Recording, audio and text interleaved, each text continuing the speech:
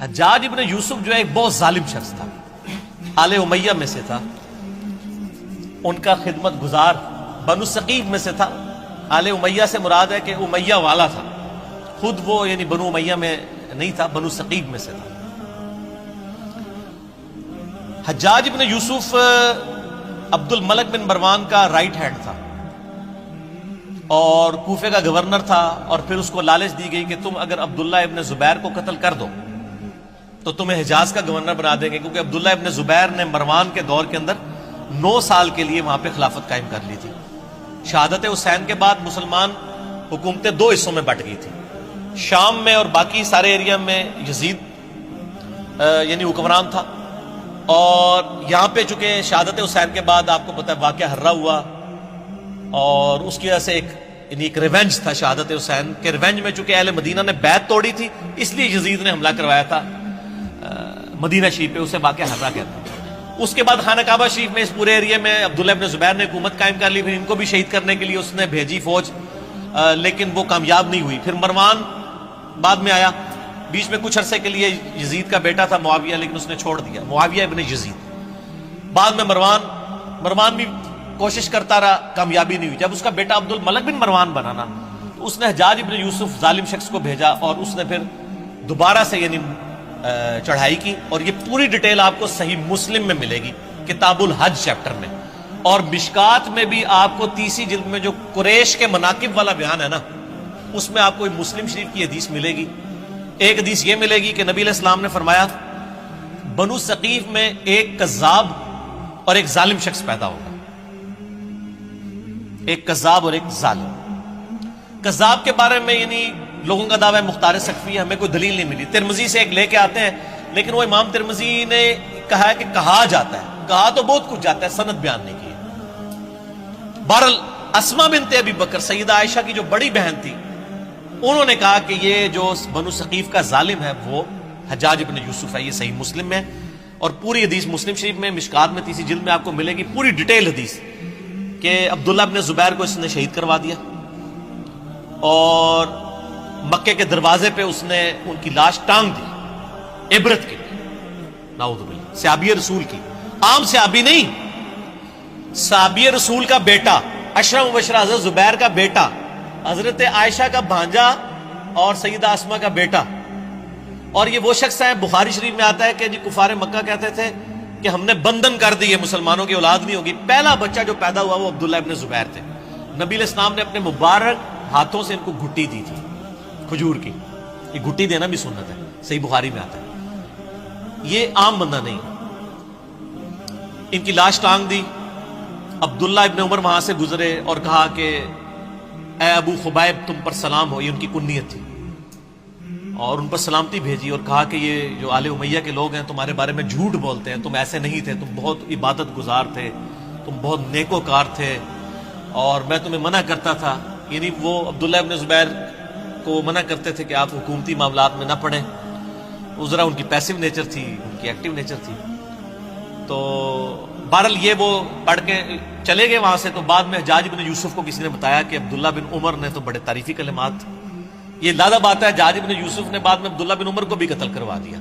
آل امیہ نے کسی کو نہیں چھوڑا، جو ان کے حاکم بھی تھے ان کو بھی شہید کروایا۔ یہ بھی صحیح بخاری میں آتا ہے حج والے چیپٹر میں، کہ حجاج بن یوسف تیمارداری کے لیے آیا عبداللہ بن عمر کی، کہا کہ مجھے پتہ چل جائے نا آپ کو کس نے مروایا ہے، یعنی وہ زہر آلود نیزہ مار دیا گیا تھا حج کے دوران، کیونکہ امیر حج یہ ہوتے تھے، تو گورنر وہ تھا، وہ کہتا تھا منو امیر حج کیوں نہیں بنا دے، ٹھیک ہے، تو عبداللہ بن عمر کیوں امیر حج ہوتے ہیں؟ تو عبداللہ بن عمر نے فرمایا میرا قاتل وہ ہے جس نے احرام کی حالت میں آلات جنگ لانے کی اجازت دی ہے، یعنی تو اب ڈائریکٹ تو نہیں کہہ سکتے تھے نا، ظالم آدمی تھا، تقیۃً ہی انہوں نے ایک بات کی، میسج کنوے کر دیا۔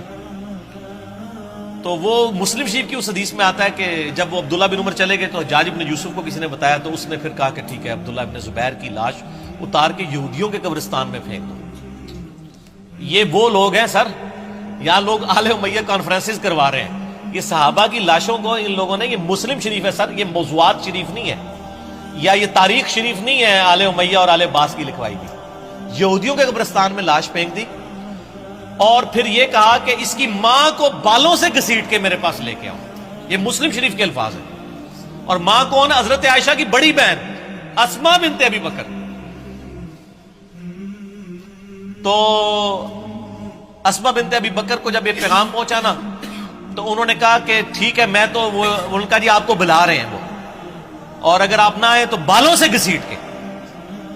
بولے اعوذ باللہ.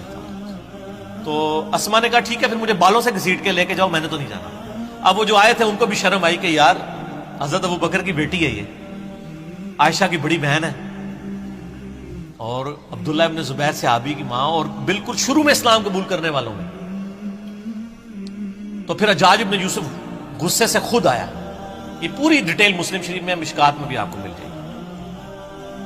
آیا غصے سے اور آ کے اسما بنت ابی بکر کو کہتا ہے کہ دیکھ میں نے تیرے بیٹے کے ساتھ کیا اشر کیا ہے. ایک ماں اس کے بچے کی لاش کو لٹکایا اتنے دنوں کے لیے, اور پھر آ کے یہ بات بھی کر رہا ہے. تو اسما بنت ابی بکر نے صحیح پھکی والا جواب دیا آگے سے. اس نے کہا دیکھ میں نے اس کو کیسا برباد کیا. اس نے کہا حجاج تو نے میرے بیٹے کی دنیا برباد کی ہے, اس نے تیری آخرت برباد کر دی. تو نے میرے بیٹے کی دنیا برباد کی, اس نے تیری آخرت برباد کر دی. تو کامیاب کون ہوا؟ عبداللہ ابن زبیر. اور آگے مسلم شریف کے الفاظ ہیں کہ اسما بنت ابی بکر کہتی ہے کہ ہم نے رسول اللہ سے سنا تھا کہ بنو ثقیف میں ایک کذاب اور ایک ظالم پیدا ہوگا. کذاب تو ہم دیکھ چکے, ظالم تو ہے. حجاج ابن یوسف سے کہا ٹھیک ہے.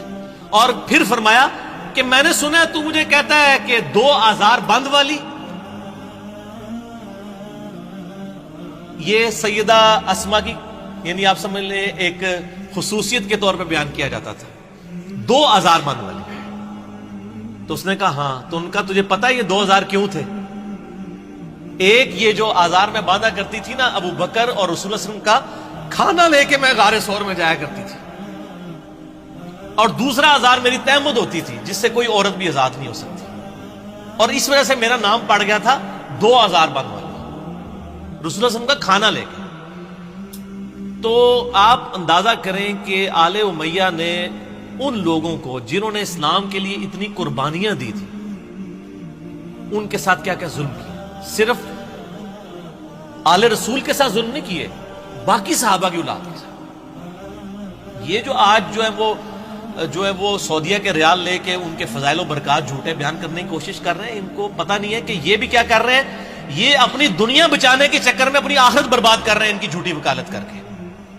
اور سر آپ کو حقائق اگر جاننے ہیں نا تو آپ یہ میرا ریسرچ پیپر پڑھیں, واقعہ کربلا کا حقیقی پس منظر 72 صحیح الاسناد احادیث کی روشنی میں اہل سنت کی مین اسٹریم کی کتابوں سے میں نے 200 روایتیں جمع کی ہیں, اکثر بخاری اور مسلم سے. تو یہ جناب حجاج ابن یوسف تھا اور یہ اس کی اصلیت تھی. پھر اس کا اینڈ بھی ہوا ہے سر, ہر بندے کی اخیر ہوتی ہے نا, ہر بندے کی اخیر ہوتی ہے. پھر اس کو پھر کینسر ہو گیا تھا اور بڑی یہ بری بھیانک موت مرا ہے, اور موت کی اس نے آخری جس صحابی کو قتل کروایا وہ سعید ابن جبیر تھے تابعی. ٹھیک ہے, وہ بھی بڑا دردناک واقعہ ہے, وہ میں بیان کروں تو آدھا گھنٹہ اور لگ جائے گا. اس کے بعد پھر وہ کسی پہ قادر نہیں ہوا قتل کرنے.